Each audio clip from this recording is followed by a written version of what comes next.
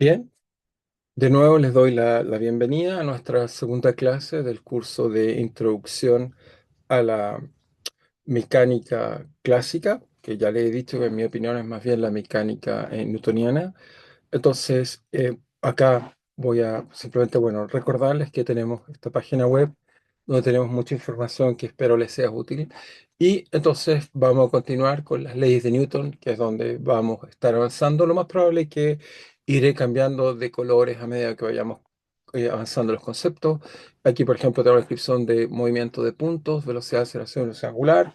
Seguramente esto va a ser el tipo de conceptos que trataremos de desarrollar en estas clases. Entonces, pasamos a la tablet y continuamos con nuestra clase, digamos. Entonces, déjenme colocar la tablet. Esperamos unos segundos y esto espero que se logre colocar bien. Perfecto, ahí está. Entonces, aquí estamos en nuestra clase previa. Iré colocando siempre números, por supuesto, y espero que sea más cómodo para ustedes, pero el problema que queríamos resolver es este problema que está acá, el problema de Galileo, o queríamos partir la motivación de la física a través de entender el movimiento de objetos, y qué mejor que partir con este bonito problema de Galileo donde Galileo, digamos, como dice bien acá, el problema de Galileo Galilei es la caída de objetos. Entonces Galileo esencialmente lo que está interesado es tener objetos como el que vemos acá y ver que bajo el efecto de la gravedad, por supuesto Galileo no conocía esto y no veía esto, pero va a ser la gravedad la hace que los objetos caigan, digamos. Y entonces dijimos que, bueno, nuestros objetos, por supuesto, vemos que el concepto que vamos a introducir, que tenemos objetos como el que vemos bien aquí, un objeto masivo, ok, como el que está acá, el cual iba a tener, por supuesto, volumen, en este caso, si quieren pensar una esfera o algún objeto, y por supuesto, digamos, asociar una masa y bajo el efecto de gravedad, esta iba a ser atraída simplemente en nuestra experiencia cotidiana, tal como Galileo lo vio. Por otro lado, hablamos de un concepto vital en la clase pasada, que vamos a volver a enfatizar en clase, por supuesto, que no alcancé a discutir, pero es el tiempo. Entonces el tiempo va a ser aquella cosa que va a parametrizar los cambios o la evolución de movimiento. O sea, cuando tenemos un tiempo fijo, tenemos una imagen estática y a medida que se mueve, entonces podemos hablar de tiempo. El tiempo, entonces, es una noción íntima relacionada al movimiento de objetos. ¿Ok? Y Galileo, como les conté, digamos, trató de introducir esta noción del tiempo, pero su primer reloj, que les dije que el tiempo era lo que medía el reloj, iba a ser simplemente su mano, su pulso, pero este pulso, como vimos cuando empezaba a tratar de medir, porque también introdujo la noción de distancia, veía que este objeto caía y de cierto recorriendo a cierta distancia, ¿no? Entonces, Galileo va entonces a introducir un segundo reloj, que en este caso es lo que llamamos un péndulo, y vamos a tratar quizás hoy día de jugar un poco más con el péndulo y entenderlo un poco mejor en nuestro proceso. Como les dije, había muchos procesos.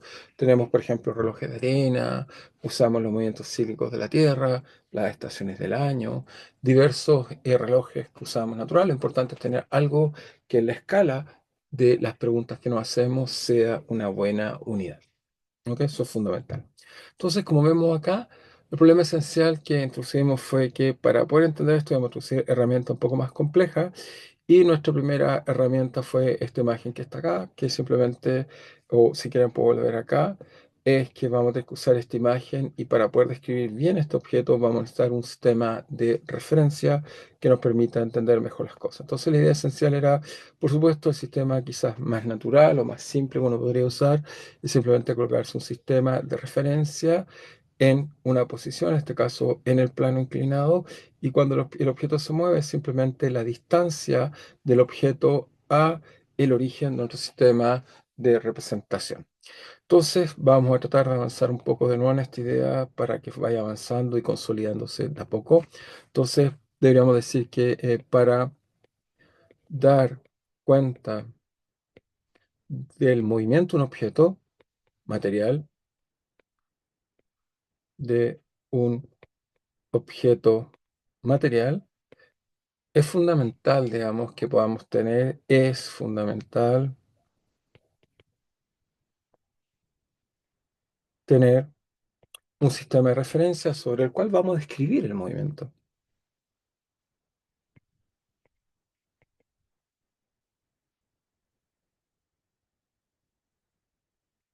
sobre el cual vamos a describir el movimiento.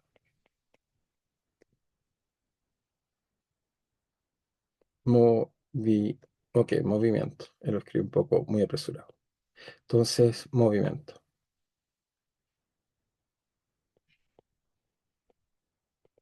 ¿Ok? Ahora, un sistema de referencia esencialmente lo que requiere, bueno, aquí usé la idea intuitiva, pero si quieren es donde están cada uno posicionado. O sea, el mundo lo veo de donde lo veo. Eso es imposible evitar, digamos, este tipo de visión de las cosas. O sea, veo las cosas de algún lugar y las describo de ese lugar, digamos. Pero esencialmente, bueno, en este caso, cuando los objetos caen, digamos, como vimos en clase, es simplemente un movimiento plano. Por lo tanto, cuando el objeto está acá y se va a mover hacia acá, el movimiento está en un plano. Entonces, primero que vamos a decir, observación, el movimiento, el movimiento ocurre en un plano. ¿Ok? Eso es correcto. O sea, esto está ocurriendo en un plano. Mi objeto, digamos, está acá y se está moviendo en un plano. Sin embargo, la trayectoria que este describe no es plana. Sin embargo, entonces la trayectoria en este caso es lineal. Entonces, sin embargo, notamos esta idea. Sin embargo, la trayectoria es lineal. ¿Y qué quiere decir que la trayectoria es lineal en nuestro caso? Otro caso que decir la trayectoria lineal es que cuando este objeto se mueve, digamos, así lo pudiera identificar, déjenme ver si lo puedo atrapar por aquí. Si tomo este objeto y lo muevo, ok, está la línea, pero vemos que este objeto se mueve, y al moverse este objeto en este plano inclinado, si lo pudiéramos colocar así, diríamos que la trayectoria que describe es una línea recta. Se mueve, por supuesto, apegado al plano, y este objeto simplemente a medida que se mueve, llegará a otra posición en otro instante de tiempo. O sea, un instante de tiempo T1 o TI inicial y un TF final estará en esa posición, pero vemos que el movimiento es sin duda lineal y por lo tanto destacamos que la trayectoria o movimiento en este caso es lineal. La trayectoria va a ser la curva física que está haciendo este objeto. Entonces, claro, uno diría, si tengo un objeto que se mueve linealmente, entonces imagínense que yo tomo esto y lo pudiera rotar. O sea, me imagino que mentalmente pudiera rotar y si lo roto, entonces permítame, bueno, coloquemos si quieren esto un poco más claro. Si colocamos esto, supongamos que el plano el cual se mueve es de color verde, lo que nos puede facilitar nuestra interpretación. Si yo me pudiera colocar en un sistema acá, imagínense que mi sistema de referencia está acá y lo miro, pero ese sistema mentalmente lo roto y me pongo en ese sistema. Es como que si yo estoy en una colina y miro hacia abajo, lo que vería entonces es simplemente un objeto que está acá. Y este objeto cuando se mueve se desplaza de un lugar a otro lugar en un tiempo i y en un tiempo final f. Sin embargo, si el movimiento es lineal, en realidad mi sistema de representación, en vez de tener dos flechas, lo más natural debería ser que borráramos una y nos quedamos simplemente con un sistema de representación unidimensional. Nuestro sistema en realidad es un sistema unidimensional. Entonces, en este caso, en este sistema del plano inclinado, entonces anotamos esta idea que es muy interesante, diríamos yo, diría. Entonces, en el sistema del plano inclinado, la correcta representación, diríamos, la correcta representación. Entonces, la correcta representación es simplemente un, un eje en el cual tiene sentido, como está acá. Es decir, que en este caso, si se mueve hacia la derecha, diríamos que se mueve hacia la derecha o al flanco derecho.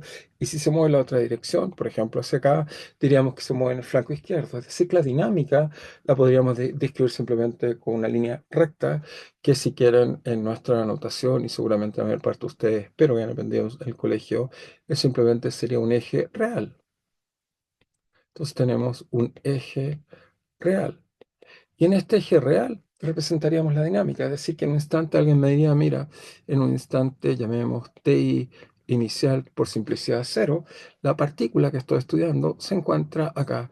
En un tiempo t final f, distinto a cero, por supuesto, la partícula se encuentra en otra posición y eso entonces nos permitiría, digamos, describir el movimiento, simplemente una representación en un eje real. ¿Ok? Esta representación es bastante simple, digamos, no tiene ninguna complejidad y lo más natural seguramente es que uno quisiera representar este tipo de cosas más bien en algo de tipo más complejo, pero déjenme primero introducir esta idea primero en un eje real. Entonces aquí podríamos decir que, como dijimos, la dinámica es lineal. Una dinámica lineal se puede escribir de una trayectoria, en este caso no se forma un eje simplemente real y por lo tanto, en cada instante de tiempo, uno diría, bueno, una forma de entender esto es que yo hiciera simplemente una tabla. Podría ser, por ejemplo, una tabla en la cual colocara, por ejemplo, acá colocaría tiempo, y acá colocaría posición. Y entonces la posición en cada instante me estaría diciendo dónde está, digamos, en la partícula. Entonces diríamos que la posición, en este caso de acá, posición, sería en un tiempo cero, estamos en cero, por ejemplo. En un tiempo 0,1 estaríamos, no sé, en 0,1, pero en un tiempo 0,2 podríamos estar en 0,4 y en un tiempo 0,4 podríamos estar en 1,6, qué sé yo, una evolución. Y Galileo, en realidad, lo que va a hacer Galileo es hacer este tipo de tablas y tratar de encontrar una relación entre la posición y el tiempo. ¿Ok? Y va a hacer eso lo que va a hacer exactamente. O sea, simplemente va a medir. Ahora, ¿qué es lo que va a medir en este eje? En vez de colocarlo, por supuesto, horizontal, que es más fácil de pensar, Galileo va a colocar como eje acá y va a ir simplemente en cada instante calculando cuántas de estas unidades que puse acá, que le llamé quizá un metro en la clase anterior, va recorriendo en un instante respectivo. Y incluso Galileo diría que en esta representación va a encontrar que va a medir la distancia. Obviamente en un eje real lo que tiene sentido es la distancia, pero vamos a ver que eso no es completamente correcto. O sea, si uno coloca la distancia y podría colocar la distancia como función del tiempo en un instante dado, entonces a esto llamaríamos posición. Para Galileo simplemente es la noción de distancia y aquí colocaría el tiempo y por supuesto este eje acá está representando el tiempo. Ya les adelanto, digamos, el primer resultado. Galileo experimental va a encontrar como consecuencia de sus observaciones que la distancia se describe esencialmente con algo que va cuadrático con el tiempo. Es decir, va a encontrar que va como una constante por t más otra constante por t cuadrado. Esta es la conclusión empírica de Galileo. Es decir, que al medir, Galileo va a descubrir que esto que está acá es lo que se observa, es decir, que bajo el efecto de la gravedad los objetos van creciendo con el tiempo al cuadrado. Entonces esto anotemos resultado empírico, es decir, de observación, de medir, de promediar muchas veces, de calcular. En el laboratorio o los laboratorios que van a hacer muchas veces van a tratar de buscar resultados empíricos para encontrar leyes. Entonces eso acá es un resultado empírico de Galileo Galilei.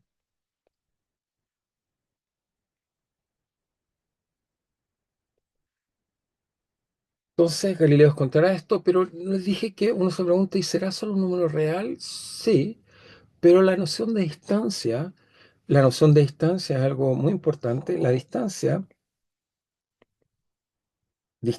que la medimos por supuesto en metros, la distancia de t siempre es una cantidad positiva. No tenemos noción de cantidad negativa. Es decir, que si el objeto estuviera en TI acá, pero ahora decidimos que se moviera hacia arriba, cosa por supuesto que en realidad no ocurre, pero si se moviera hacia arriba y ahora llegara acá, de nuevo diríamos que la distancia D de T final será positiva, porque la distancia va a ser siempre el valor absoluto en el cual me desplazo. Por lo tanto, si es negativo o positivo, no tiene sentido. Y esto nos genera un problema. Alguien podría decir, bueno, lo podríamos, para evitar esto, efectivamente les dije la solución. Una solución sería que vamos a llamar distancia de t, por ejemplo, f, simplemente va a ser que en la posición va a ser si quieren el valor absoluto, va a ser el valor absoluto de y. Si tenemos un eje acá real, podríamos llamar x esa variable, va a ser simplemente el valor absoluto de x en tiempo final. Busco dónde está en el eje real el tiempo final y busco dónde está el tiempo inicial, y eso me da siempre una cantidad positiva. Por lo tanto, esto me diría que si el objeto se mueve hacia arriba o hacia abajo, siempre les contaría que la distancia es una cantidad positiva. Pero naturalmente esa es una posibilidad y no habría problema. El problema va a ser cuando tratemos de realizar más dimensiones. Vamos a ver que este concepto, que en una dimensión funciona bien, no hay problema, pero cuando hagamos trayectorias más complejas, digamos, que se muevan más complicadas, como lanzar un objeto al aire, no es tan simple como vamos a definir esta distancia. O sea, vamos a tener que movernos a lo largo de la curva, quizás, para poder definirla así. Pero quizá lo natural es que uno diría lo que había dicho antes, es decir, que cuando soltamos un objeto como el que vemos acá, está a una cierta altura, el objeto baja, ¿ok? Se está moviendo, en el caso, si lo coloco horizontal, se está moviendo hacia un flanco preciso, flanco, por ejemplo, en este caso, derecho, y no el flanco izquierdo. O si quieren, el objeto va, debido al efecto de la gravedad, se desplaza 1 metro hacia abajo. Usamos hacia algo. Por lo tanto, introducimos otro concepto importante, a pesar que el problema es unidimensional.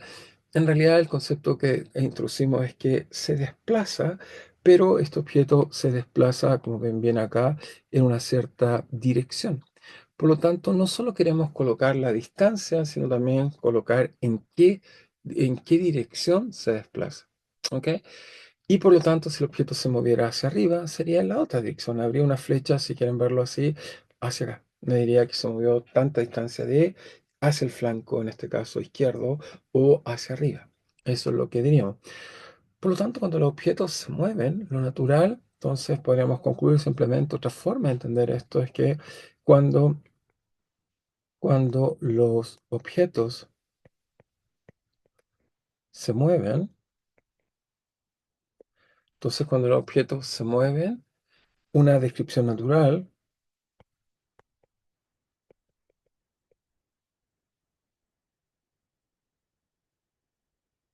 es simplemente,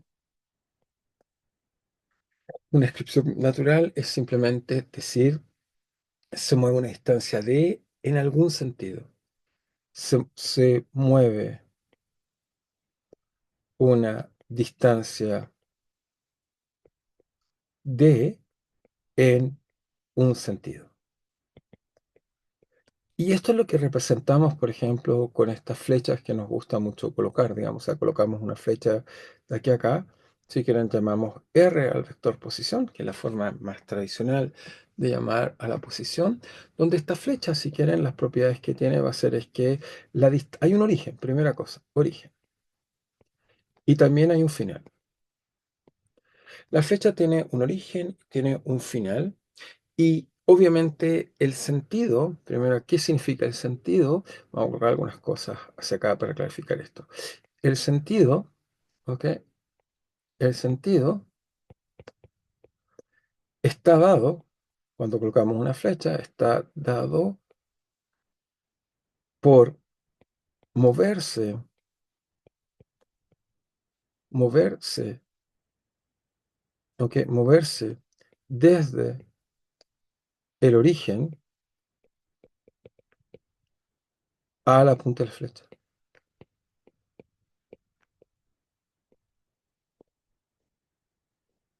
Eso va a ser lo que vamos a hacer. Nos vamos a mover desde el origen a la punta de la flecha. Y uno se pregunta, ok, está bien, eso es el sentido, así que definimos la idea de sentido lo más clara que podemos, sentido, pero ¿cuánto nos movemos? Porque el sentido yo puedo decir, ok, me muevo de norte a sur, ok, por ejemplo, imagínense, quiero viajar a Chiloé, entonces alguien diría, bueno, me muevo de Santiago, origen, y me muevo a Chiloé. Pero otra información radical o relevante es cuánto. Y ese cuánto me muevo lo describimos a través del desplazamiento o magnitud del vector. Entonces introducimos esta otra noción que es el desplazamiento, entonces introducimos el concepto de desplazamiento, ¿ok? Desplazamiento, ok, entonces no puede tener dos z, ok, eso no está bien. Entonces tiene que ser desplazamiento, ok, o magnitud del vector. Ahora, ¿por qué dije la palabra vector? Bueno, porque una flecha es este concepto nuevo que no es solo un número real, sino que es un número real con sentido, si quieren verlo así.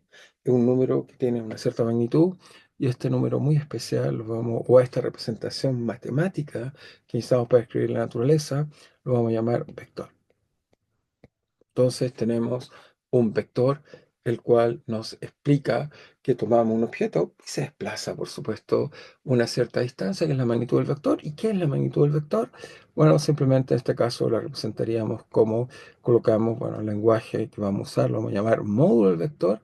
El módulo del vector le colocamos estas dos flechitas que están acá.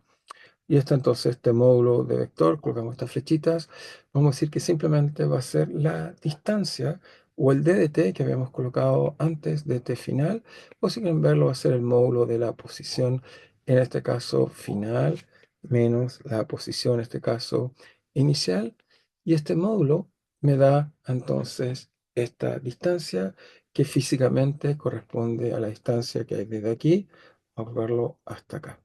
Y este objeto matemático que uno dice, ok, en una dimensión está muy bien, estamos todos contentos de haber entendido este objeto matemático interesante.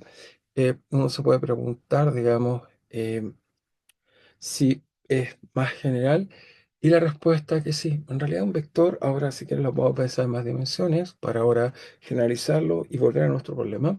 Entonces, en más dimensiones, simplemente uno diría, ¿qué significa más dimensiones? Más dimensiones significa que tengo un sistema de representación, ahora que puede ser de dimensión 2 por ejemplo, pongamos un S', o puede ser un sistema de dimensión 3.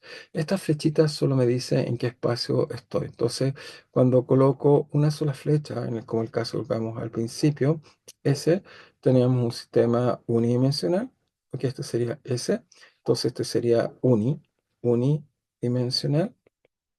Este sería bidimensional.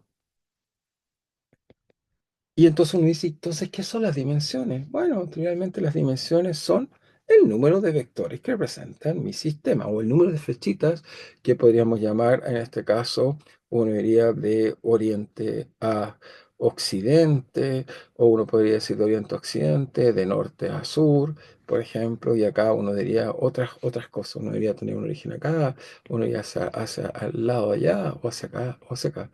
Mientras más flechas tenemos, entonces más dimensiones tenemos, tridimensional. Por suerte el espacio físico es tridimensional y ya no tenemos que ir a más dimensiones por ahora, ¿ok? Salvo que hagamos relatividad y necesitamos colocar una dimensión más. Pero entonces colocaríamos unidimensional, bidimensional y tridimensional, ¿ok?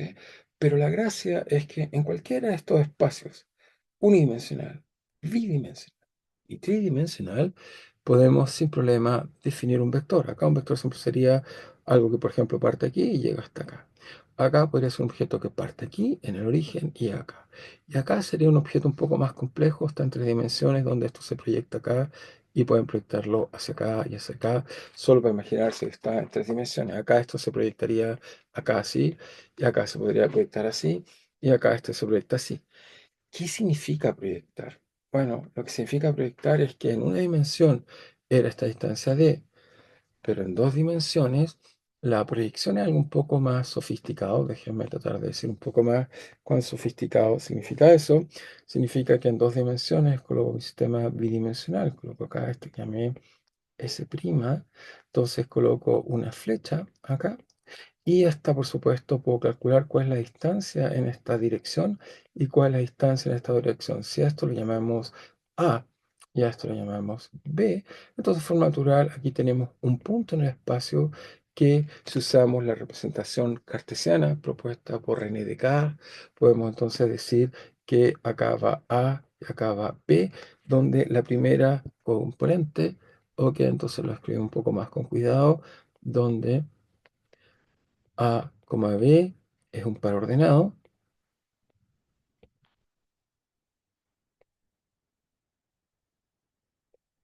donde en este caso A, donde A, voy a borrar ahí, no si las paréntesis, sino A representa la distancia recorrida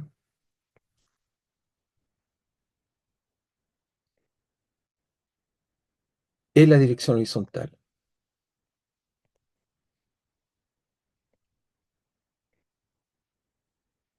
Y por lo tanto, B es la distancia recorrida en la dirección vertical. Muy bien. Por supuesto, si estuviéramos en más dimensiones, aprovecho de tener la imagen general, abstracta, es que si lo hubiéramos hecho en más dimensiones, lo mismo. Ahora, en tres dimensiones, en vez de tener un par de números, un punto cualquiera en el espacio va a simplemente ser representado por tres números, A, B y C, donde de nuevo el vector abstracto es la misma cosa, un origen y una flecha, pero esta flecha, la pregunta es si estoy en un plano, en un volumen, en un objeto lineal, va a tener más números o más componentes ordenadas, como A, B, C. Y se pregunta qué es A, qué es B y qué es C. Entonces, trivialmente vamos a decir que, bueno, A, si esto lo proyecto en el plano que está acá abajo, va a ser simplemente esta distancia A en esta dirección de acá, que si quieren por simplicidad la voy a llamar X. En esta dirección de acá vamos a tener entonces, lo proyectamos, nos queda B, esta dirección la llamamos Y. Simplemente eso, y con tongo que pongo ahí quiere decir una flecha que esencialmente estoy considerando ortogonal. Es decir, ¿qué significa ortogonal? Por si alguien no se recuerda, quiere decir que aquí hay 90 grados entre este vector. También voy a considerar que la base es completamente ortogonal, que aquí hay 90 grados, aquí hay 90 grados. Como acá también supuse que había 90 grados y no fui explícito decirlo. Pero uno podría tener representaciones oblicuas, es decir, dos vectores cualquiera que sean no ortogonales y eso no tiene ningún problema. O sea, ¿qué quiero decir? Solo porque termina la idea, pero después vuelvo a oblicuo, ok, menos segundo vuelvo inmediatamente sobre eso. Entonces, en este caso, C me falta representar es la proyección en el eje de acá, Z, eso es C. Y por lo tanto, ¿qué es lo que estoy diciendo? Estoy diciendo lo mismo que antes, que lo voy a escribir un poco más compacto. Entonces, ¿qué diríamos ahora? Entonces, diríamos que A, B y C representan representan el desplazamiento, representan representan el desplazamiento en la dirección. Ahora tenemos dos horizontes, así que es más difícil de hacerlo. En la dirección horizontal hacia un lado, la dirección horizontal hacia el otro lado, y la vertical. En la dirección horizontal, si quieren esta vez voy a colocarle nombre para que sea más clara. Dirección horizontal X e y vertical Z. ¿Ok? Por lo tanto, muy bien. Estos objetos interesantes que llamamos vectores son simplemente representaciones de objetos que son pares, tripletes o en realidad un conjunto de números ordenados que nos permiten describir un plano, un volumen, por ejemplo, o más cosas. En abstracto podríamos imaginar un espacio de dimensión 7 y también es válido, simplemente que para la física podemos decir que por ahora es irrelevante porque no observamos que haya más dimensiones físicas más que 3. ¿Ok? No olviden la física, una ciencia experimental. Entonces, con respecto a tomar un sistema oblicuo, también es válido. Alguien podría decir, sí, que a mí no me gustan los sistemas ortonormales o ortogonales. Y alguien dice, bueno, yo quiero tener una representación y también es válido de colocar, por ejemplo, X acá y acá llamar un Y' en el cual, por ejemplo, acá forma un ángulo alfa. Ningún problema. Completamente válido. En realidad puedo usar muchos sistemas, pero vamos a llamar sistemas cartesianos solo aquellos que tienen 90 grados. Pero ¿cómo se presentaría acá? Y después colocamos acá. Entonces el problema tendríamos un vector acá y ahora este tendría un par ordenado A, B. Y este par ordenado, bueno, diríamos en la distancia aquí ortogonal. Obviamente así se mide la distancia en un punto y una curva. Es la ortogonal que lo conecta. Y acá la representación B, que sería la curva que lo conecta. Así que tiene que ser la normal. Por lo tanto, la distancia de un punto a una curva es siempre la curva normal, que es la más corta curva que conecta un plano. un plano cualquiera, con un punto, el punto que tiene menor distancia es la normal y esa es la proyección que siempre usamos. Por lo tanto, aquí B sería esta distancia de acá y esta sería A, que es distinta acá. Acá son siempre acá son ortogonales. Y vamos a llamar un sistema cartesiano,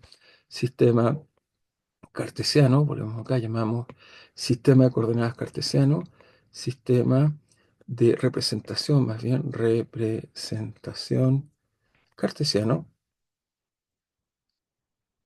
aquel que su descomposición, sus proyecciones se basan en vectores de base ortogonales y sus respectivas representaciones, como ya vemos, como la mínima distancia. Entonces anotamos esta idea que la dije, pero no olvidar, eso es mínima distancia. Mínima distancia.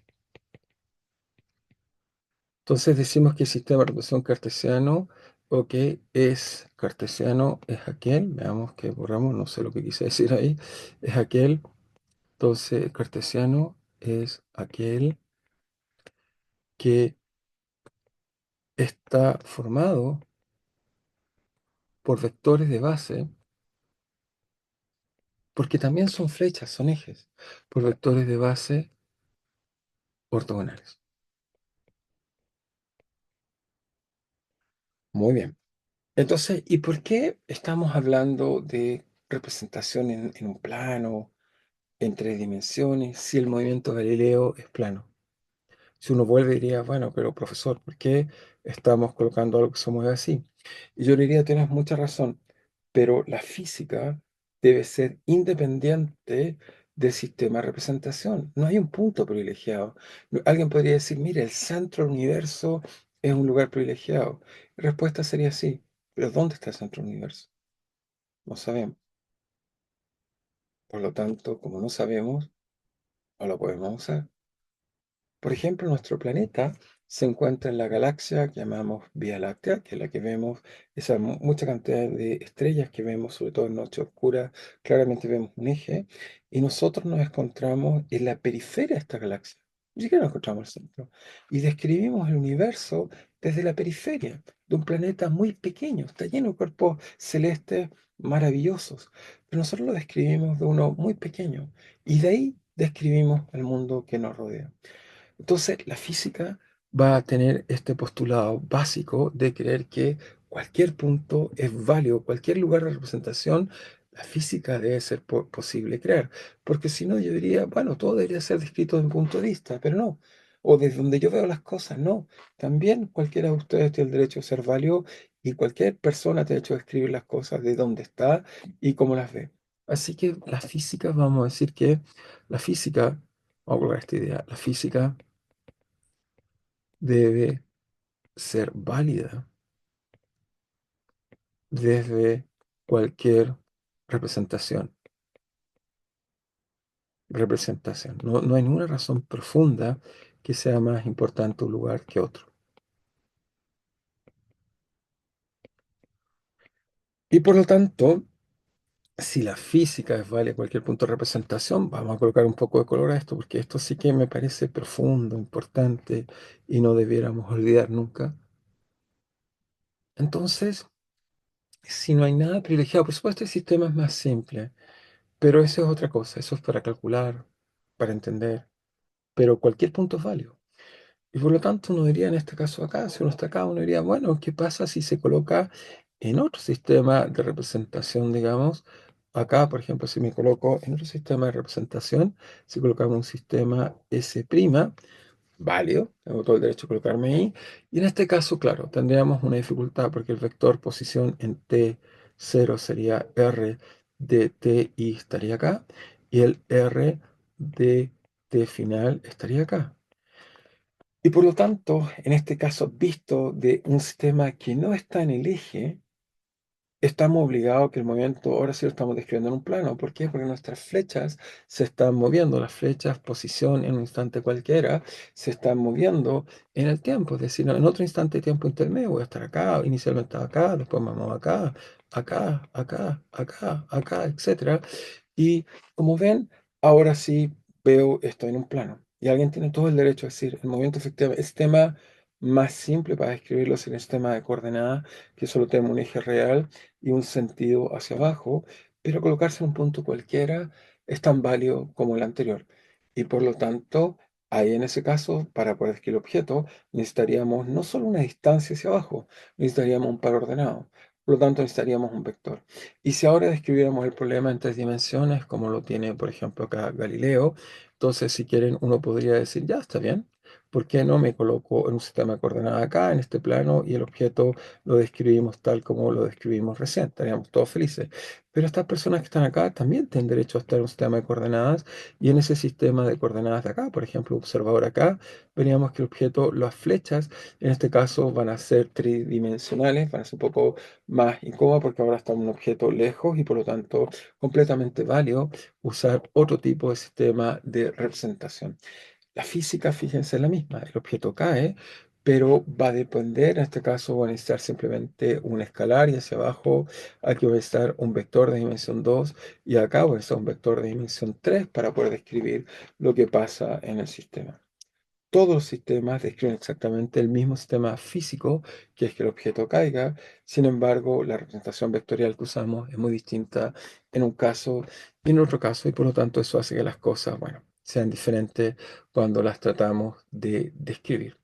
Pero lo importante, y eso es que entonces, por eso vamos a tratar de usar primero vectores y sistema de representación. Entonces, vectores, entonces los vectores vamos a decir que va a ser la buena herramienta y que va a depender si está en un plano o tridimensional, pero en principio cualquier vector es una correcta representación. Fíjense que cuando digo vector, cualquier representación es válido, es que en los tres casos es una flecha. En el primer caso hace una flecha de aquí hacia acá, después va a ser una flecha de aquí a acá, y acá una flecha de aquí a acá. Todas tienen derecho de hacerse. Todas son una flecha que tiene un origen y un punto final. Sin embargo, la representación va a tener tres vectores de representación, dos o uno. ¿Ok? Y todos están describiendo exactamente el mismo proceso físico, la caída de un objeto. Y por lo tanto, uno tiene el derecho de usar todas ellas y luego el concepto importante, si cualquier punto es igual de válido, entonces el concepto importante que debemos siempre usar es un vector. Entonces, los vectores, los cuales, de acuerdo al problema o nuestra representación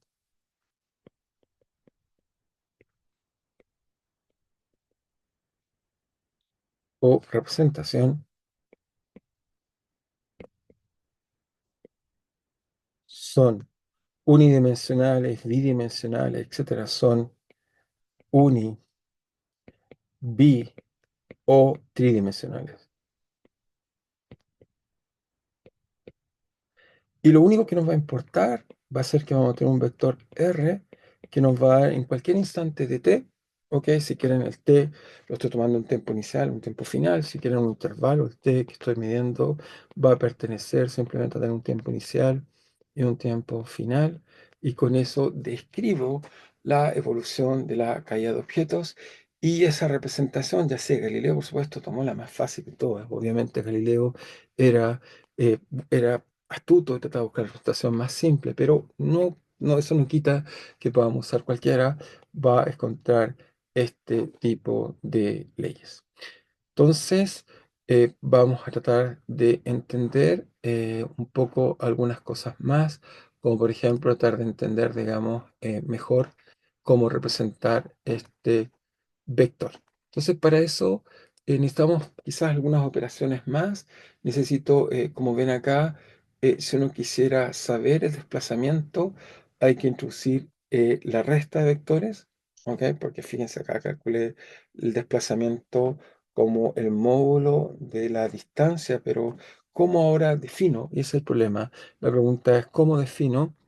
Entonces, ¿cómo defino la distancia recorrida en un sistema cualquiera, en una representación cualquiera? Distancia recorrida en un sistema cualquiera. Entonces, antes cuando era una dimensión, eso fue muy simple. Fue hacer simplemente la diferencia entre la posición del tiempo final y la posición del tiempo inicial. Pero cuando es vectorial, ¿cómo defino esto? Entonces ahora uno diría, bueno, debe ser muy simple. Lo que debería ocurrir es que si tengo un objeto acá, parto acá en un tiempo inicial ti, parto acá en un tiempo final tf, ¿ok? ¿Por qué no? Tengo el sistema tanto ti aquí, tf acá, y se ocupa un sistema de coordenadas cualquiera. Nos ponemos acá, s, ¿ok? Prima, si quieren por ahora, y defino mi vector inicial. Mi vector inicial, ok, acá, solo un segundo, perdón. Mi vector inicial acá me coloco en R de T inicial, y acá coloco R de T final. Entonces, simplemente diríamos que la distancia recorrida debiera ser esta que está acá. Pero ¿cómo calculo eso? Bueno, lo primero es que uno debería introducir un vector que me dé cuenta de estas dos operaciones, estos vectores. Entonces, para hacer eso, permítanme primero introducir algún tipo de álgebra, de operatoria, más bien de álgebra, de operatorias básicas, digamos, ¿sí? De álgebra de vectores, digamos. Entonces, algún tipo de operaciones, con lo que llamamos operaciones básicas, vectores que necesitamos para realizar, digamos, un poco nuestras discusiones, digamos. Voy a simplemente buscar algún tipo de operatoria de vectores que quiero buscar acá. Entonces, operatoria de vectores.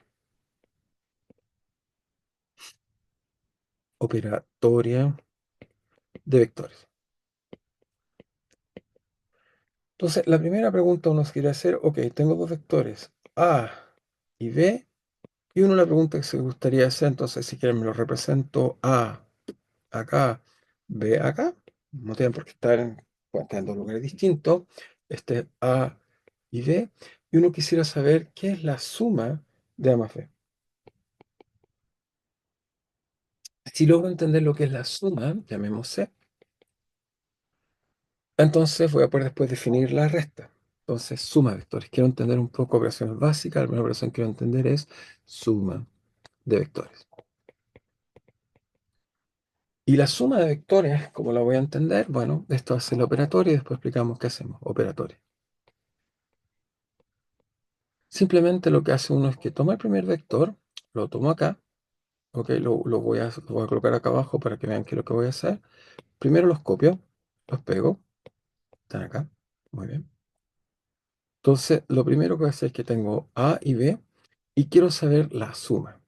¿Cómo entendemos esta operación extraña que llamaríamos suma?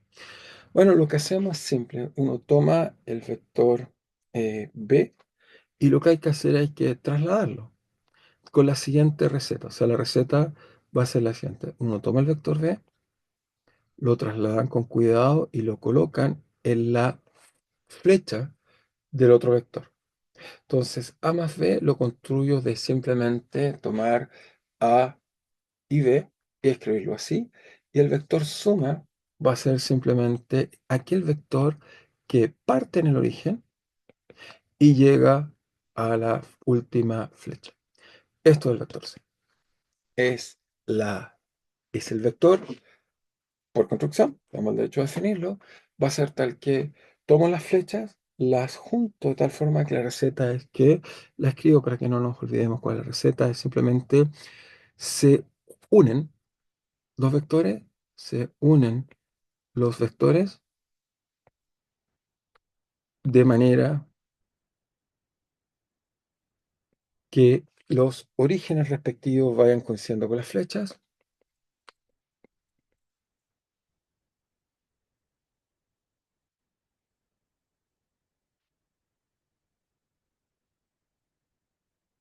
y la suma es simplemente el vector que une el origen inicial y la última flecha. El origen inicial y la última flecha. Eso fue lo que hice. Y así vamos a hacer. Ahora esto tiene varias interpretaciones interesantes que espero que puedan aprender, pero lo primero que digo es que a mucha gente lo que le gusta decir es que, bueno, otra, otra forma de entender esto es como construir una especie de romboide, quizás así. Imagínense, toco de nuevo, voy a hacerlo acá para que lo vean, toco el vector B que está acá, y lo vuelvo a copiar, lo pego acá, pero esta vez lo voy a colocar acá abajo. Lo coloco justo ahí. Y después tomo el vector A, que está acá, lo copio y lo pego acá. Y lo hago de tal forma que esta vez también coincida la última flecha, porque obviamente da lo mismo, la suma es conmutativa. ¿Qué quiere decir eso, conmutativa? Solo por recordarle a aquellos que quieren decir la conmutativa, déjenme borrar algunas letras que están ahí, que para que no se vea tan, ok, tan sobrecargado. Bueno, ahí está más bonito. Entonces, si quieren, este es el vector B y este es el vector A. Obviamente, ¿qué es lo que hice en la parte de abajo? Uno dice, ¿pero qué hizo acá? Bueno, aquí sumé A más B y aquí sumo B más A. Y lo primero que descubro por construcción geométrica es que la suma es conmutativa. Es decir, que A más B es igual a B más A. Es decir, en un lenguaje matemático diríamos que la suma es conmutativa. Y lo hicimos por construcción geométrica, de simplemente tomo cualquiera y voy pegando siempre el origen en la flecha, flecha, origen, o sea, coloco, perdón, origen, flecha, nuevo origen, flecha, y con ese tipo de construcción hago esto. Entonces la suma es conmutativa por construcción. Conmutativa. Conmutativa simplemente quiere decir que puedo hacer A más B es igual a B más A. Eso fue lo que acabamos de hacer. Un muy bonito resultado, simplemente pensando en la construcción. Y lo otro que me gusta de lo que acabamos de hacer y que es interesante es que podemos decir que la la diagonal que estamos viendo ahí, es simplemente la suma, es decir, que uno construye una especie de rombo, romboide, en la cual vemos simplemente que la diagonal va, en este caso, en rombo, en realidad, va a coincidir con la suma de los vectores. Entonces notamos esa observación que también es interesante. Observación, notar bien, notar bien. Este notar bien siempre me gusta escribirlo como se escribe en latín, en n.b. Notar bien que la diagonal del rombo construido con los vectores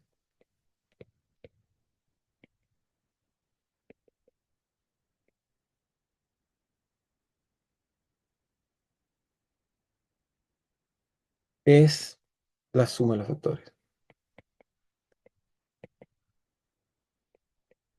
Muy bien, eso nos da la suma. Estamos hasta ahí bastante contentos. Tenemos la suma. ¿Ok? Ahora, si uno se pregunta cartesianamente qué significa esto. Bueno, para hacer esto, si quieren, copiamos esto acá y borramos los vectores que tengamos de más o de menos que no nos gustan. Pero permítanme copiar todo esto que está acá y volvemos a hacer nuestro ejemplo acá con cuidado. Entonces lo colocamos acá, por supuesto borramos algunas cosas que pegué de más que no están muy bien, las volvemos a borrar. Tenemos esto que está acá y el C, que lo voy a mejor borrar de ahí, no está muy bonito, voy a sacarlo y lo voy a colocar mejor al interior C. Y por supuesto tenemos flechas rojas acá, flechas. Los vectores siempre los vamos a reconocer porque son un número, un símbolo con una flecha como gorrito. ¿Ok? Esa es la forma de representar, no olvidar. Entonces, ¿qué hacemos esto? Bueno, si yo me doy sistemas de representación, supongamos el origen acá, voy a colocar un poco más grande, y acá llamamos y a este vector, y acá X, esto que llamamos no vector, lo llamamos eje, me permite esto, voy a borrar esto de acá, y esto también lo quiero borrar de acá, ok, tenemos lo que está ahí. Y por simplicidad ya sabemos que la suma es conmutativa, así que voy a también borrar y me voy a quedar solo con esa mitad. Entonces uno se pregunta, ok, este es un par ordenado.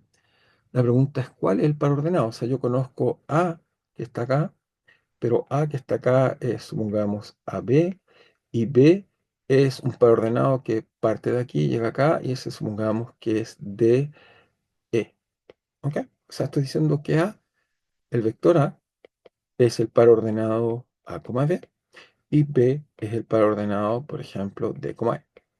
¿Ok? Y uno se pregunta, perfecto, pero C, que está aquí muy bien, ¿cuál es el par ordenado que tiene C? Entonces, para responder eso, uno dice, bueno, muy fácil, era la distancia, si lo proyecto acá, era la distancia que hay desde aquí a acá. estamos bien. Entonces, si conozco esta distancia de aquí, acá gano. Pero ¿cuánto vale esta distancia? Bueno, esa distancia es muy fácil. Fíjense que lo podemos proyectar. Y esto, la gracia de representación cartesiana, que es muy simple, que nos va a enseñar la representación cartesiana. Nos colocamos acá. Es que si proyecto este vector aquí, usamos otro color. Entonces, acá la proyección vale A. Y la proyección de B acá vale D.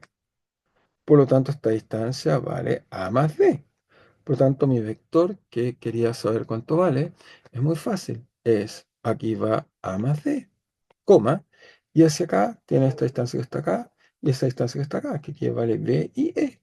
Así que vale E y E, más E. Por lo tanto, esto nos enseña algo muy, muy entretenido. Nos dice que C, que está acá, es simplemente sumar componente a componente. Qué fácil es. Es decir, A más D, coma B más E. Muy bien. Sumar vectores entonces en cartesiana es sumar sus respectivas coordenadas, es decir, sus representaciones en sus respectivos ejes, que es la notación usual. A este nos gusta llamarlo abscisa, ¿ok? Y la otra ordenada y abscisa, digamos. Entonces solo va a colocar la notación usual. A esto me gusta llamar abscisa y a esto me gusta llamar ordenada. Nombres, ¿ah? No es nada profundo, son nombres simplemente para definir las cosas. Por lo tanto, los vectores se suman tal como acaban de ver fácilmente. Muy bien. Ahora uno quisiera también entender, perfecto, ya sé lo que es la suma. Muy bien. Pero ahora quiero saber lo que es la resta. Si entiendo lo que es la resta y la suma, estoy bien. Entonces, ¿cómo uno puede entender la suma y resta de vectores? Que lo pensamos por ahora. Después haremos multiplicación y vamos a descubrir que hay dos, pero solo la haremos cuando requiramos definiciones. ¿Ok? Entonces, para no ser tanta matemática, las dejaré para después. Primero, la resta. Entonces ahora quisiera saber, ok, tengo, ya sé lo que es la suma, pero si ahora tengo A menos B y eso es igual a C. ¿Qué es A menos B? O si quieren D, para que sea otro vector. C lo guardamos para la suma y D lo guardamos para la resta. ¿Qué es A menos D? Bueno, lo que uno aprende bueno, uno usa simplemente álgebra, uno diría, bueno, si tengo B y si además sumo B en ambos lados, o sea, tengo A menos B más B, eso es igual a D más B, por lo tanto, esto se cancela con esto y encontramos que A debe satisfacer que es igual a B más D. Eso es conmutativo, así que lo escribí conmutativamente. Y por lo tanto, la resta, que es la que me interesa, no olvidar cuál es lo que estoy buscando, es la resta. Estoy buscando el de la resta. Y por lo tanto me dice, mira, escribe A, ok, lo tengo ahí copiado, así que lo puedo volver a copiar. ¿Ok? Bueno, me disculpo, lo he copiado muchas veces, pero lo vuelvo a copiar. Y voy a copiar si quieren el que está acá de nuevo, porque va a ser más útil copiar este. Entonces, copio este y lo llevo acá y lo dejamos acá. Muy bien. Borramos de nuevo todas las cosas que están de más, que no nos están sirviendo. Esto no nos sirve y tampoco nos va a servir esto que está acá. ¿Ok? Muy bien. Y esto tampoco nos sirve, así que también voy a borrar eso que está ahí. Muy bien.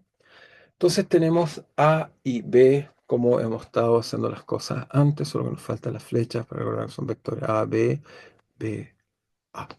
Muy bien. Entonces, necesito ahora saber qué cosa tomado B, o sea, qué cosa tomado B que le sume y me dé A. Pero uno dice, pero es fácil, es la suma. Yo sé que la suma es tal que si A es la suma de B con algo, tiene que ser que parte del origen y llega a la última flecha. Por lo tanto, la resta, si eso es así, la resta es muy fácil. Tiene que ser aquel vector que si lo coloco en la última flecha su origen y llego a la flecha, me da eso. Y por lo tanto, D tiene que ser ese vector. Y efectivamente, si yo sumo, en este caso, fíjense, sumo de nuevo, es A, B más D, obtengo A, que ya le enseñé. Simplemente hay que colocarlo así. Y por lo tanto, muy bien, podemos concluir que efectivamente podemos concluir que D, que es la resta, en este caso vamos a escribirlo acá, D es simplemente en este quiere verlo así, simplemente es la diagonal menor del romboide. Simplemente la resta, es decir, A menos B, simplemente es la diagonal menor del romboide.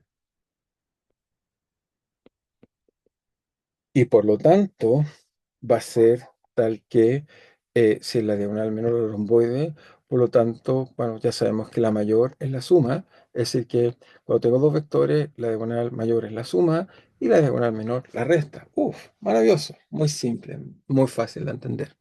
Y los dejo hacer el mismo tipo de proyecciones que yo, que eso les mostré A y B y calculen, pero solo en coordenadas cartesianas y entonces volvemos a escribir el vector. Entonces A si se escribe como un par ordenado AB y B se escribe como el par ordenado de E. Los dejo demostrar que D, trivialmente en coordenadas cartesianas, va a ser ¿qué cosa? Si D es el par, por supuesto, A menos B.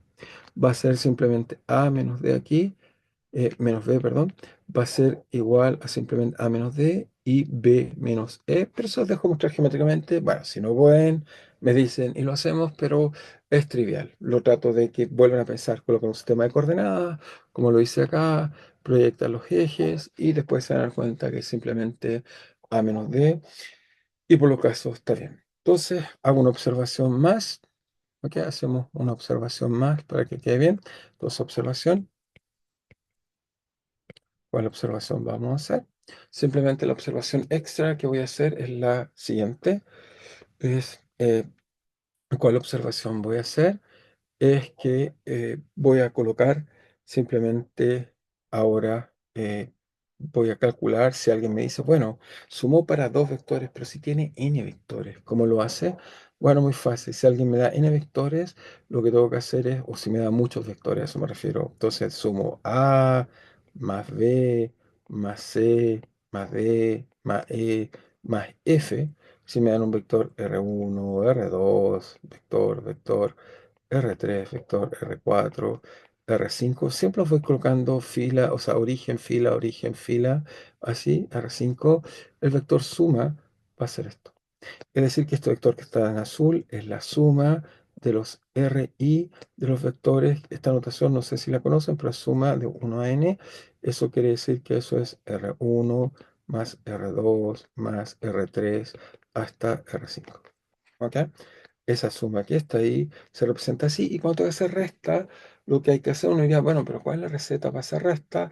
Obviamente tienen que ir colocando estas diagonales que toman este tipo de cosa que está ahí. ¿Ok? Va a ser eso lo que nos va a generar, digamos, este tipo de solución. ¿Ok? Entonces, espero que sea claro para todos, digamos, cómo hemos ido construyendo la suma de vectores y resta de vectores que nos permiten entonces darnos cuenta cuál es el vector apropiado para calcular este tipo de cosas. Muy bien. Perfecto, entonces ya tenemos al menos suma y resta de vectores y me gustaría entonces, quiero ver un poco algún concepto físico para que hoy día no nos vayamos solo haciendo matemática y no digamos, bueno, solo matemática. Entonces quiero introducir un único otro concepto más que vamos a tratar de hacer. ¿Cuál va a ser este? Bueno, el concepto más que voy a introducir es lo que llamamos la velocidad media. Entonces, déjenme, entonces vamos a llamar velocidad media, voy a escribir acá, velocidad media.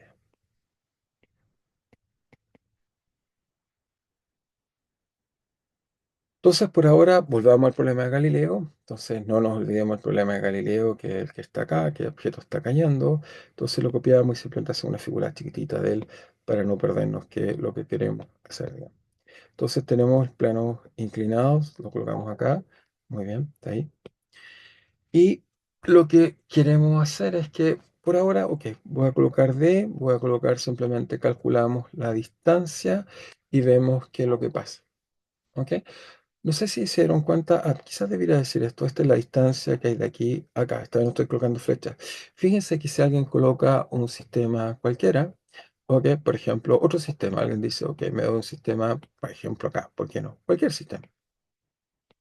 Fíjense que este es R de t en ese sistema inicial, y este sería, bueno, quizás debería usar otro R, quizás colocarle R' dt, R', dt final, para decir y recordarme que son sistemas diferentes los que estoy usando. Pero lo importante, fíjense que el vector que está acá o la distancia que está acá es un poco independiente del sistema que coloco. O sea, si me coloco por acá también, esa distancia es la misma en cualquier sistema que esté midiendo. ¿Y qué es esta distancia? Bueno, es la diagonal que separaba estas dos cosas.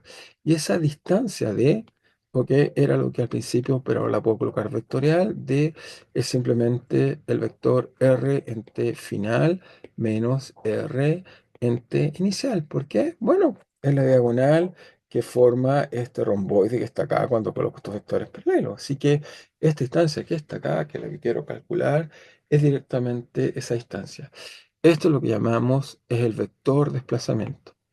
D, escrito así, es el vector desplazamiento. Muy bien, ya podemos, por eso todo este trabajo. Es el vector desplazamiento. Y, por ejemplo, Galileo no estaba tan interesado en hacer por ahora cosas vectoriales, pero sí estaba interesado en hacer cosas que midan la distancia que se desplaza. Bueno, y cuando uno mide la distancia que se desplaza, uno coloca esta notación. Hasta ahora no le he enseñado, pero ¿qué es esto? La distancia que uno se desplaza, eso fue lo que llamó d, ¿ok? Que hablamos al principio. Ese d, cuando uno escribe vectores, lo vamos a escribir con dos rayitas y vamos a usar, simplemente va a ser el módulo del vector desplazamiento, ¿ok? Y uno dice, ¿y qué es d? Bueno, simplemente la distancia, o sea, mido esta distancia que hay de aquí a acá, ¿ok? Ahora, matemáticamente, ¿cuál es la distancia de un vector? O sea, me dan un vector cualquiera, por ejemplo, lo represento acá, solo para explicar cuál es cómo mido, dado que podemos usar representación cartesiana para entender la distancia de un vector. Supongamos que tenemos ejes u y y. Y el vector distancia que lo caracteriza, bueno, siempre lo puedo colocar en el origen, este d, y quiero medir esta distancia acá y de aquí a acá, quiero medir cuánto vale esa distancia. Bueno, si esto es un par ordenado a, b, muy bien, quiere decir que esta distancia acá y de aquí es a, esta distancia acá y de aquí, una vez que la proyecto ortogonalmente, la distancia más corta es b, y ahora tengo un hermoso triángulo rectángulo que está acá. Y teorema de Pitágoras, esta distancia que está acá, la conocemos muy bien, d al cuadrado tiene que ser igual a al cuadrado más b al cuadrado. Por lo tanto, teorema de Pitágoras nos dice que la distancia es raíz cuadrada de la suma de los catetos al cuadrado. Y por lo tanto, ahora sé calcular d. O sea, cuando alguien me da cualquier vector, lo que vamos a descubrir es que simplemente en ese vector hay que tomar las componentes de ese vector y elevarla al cuadrado. En este caso, si yo tuviera un vector, solo para que quede aún más claro, si tuviera un vector rt final, llamemos el par ordenado a final, b final, y el r de t inicial es simplemente el par ordenado A inicial, B inicial. Bueno, entonces obviamente el vector resta R de t final menos R de t inicial. Obviamente va a ser, ya sabemos, simplemente se restan las componentes respectivas. Así que eso es A final menos A inicial, ¿ok? Menos, coma, B final menos B inicial. Perfecto. Y ahora lo que acabo de hacer es que la distancia, un vector, le acabo de decir simplemente la raíz cuadrada de una componente o de una proyección al cuadrado a una otra proyección al cuadrado. Por lo tanto, el módulo de este vector, trivialmente, entonces, ahora lo sé calcular. Es simplemente el módulo de este vector va a ser raíz cuadrada de A final menos A inicial al cuadrado más B final menos B inicial al cuadrado. Perfecto.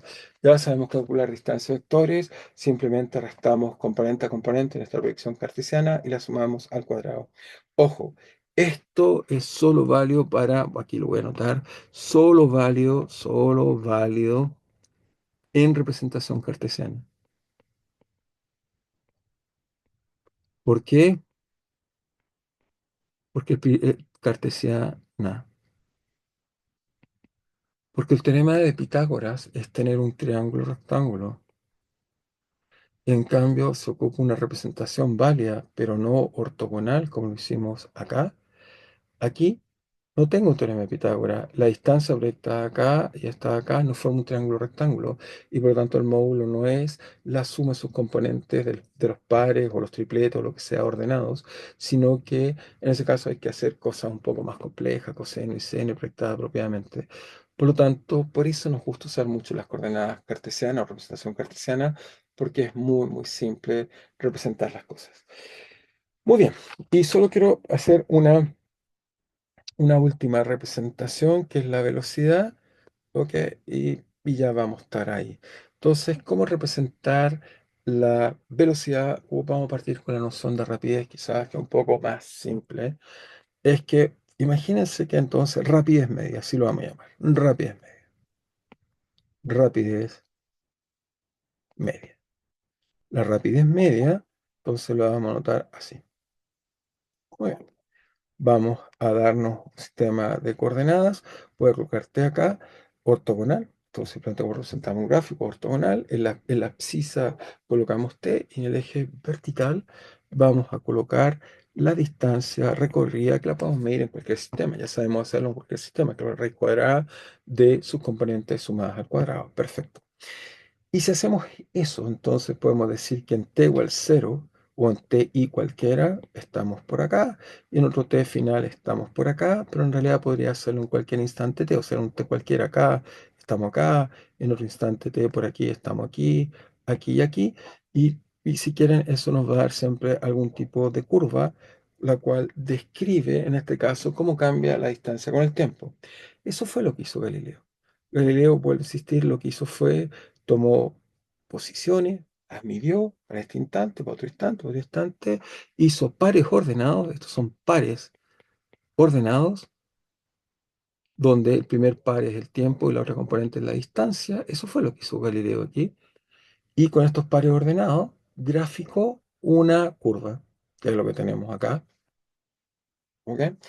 Y entonces esta curva vemos esto que está ahí. Y con esta curva, tenemos una buena curva, vamos a primero definir, bueno, esta es la curva,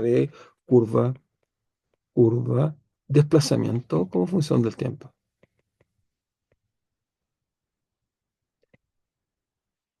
Vamos a ver con esta función del tiempo, voy a simplemente tratar de respetar, he tratado de calcular, por supuesto no tengo todavía tanta experiencia cuánto estamos en cada clase, pero con esta curva voy a calcular la velocidad media, la velocidad instantánea, la aceleración, y voy a hacer ejemplos, pero por supuesto requiero, digamos, que podamos entender bien las cosas y para eso vamos a ir de a poco. Así que voy a dejar esta parte de aquí y veremos mañana si alcanzo hasta aquí. Si no, les enseñaré más cosas y eso lo veremos en la misma clase y eso me va a permitir calibrar.